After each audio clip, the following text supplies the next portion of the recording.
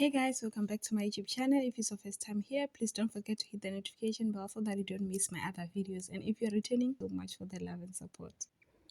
Mapitsi's one promising career in radio come crashing down, leaving her not only jobless but also emotional drained. Just as she tried to make a sense of her new reality, Maikie drops a bombshell telling her to pack her pride and report to the duty at the family-owned Maputla Supermarket.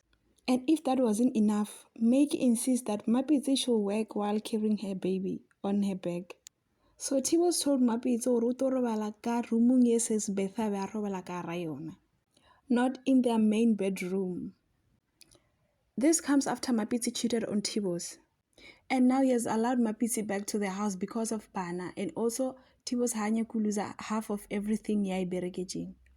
Teflop is about to turn upside down once again.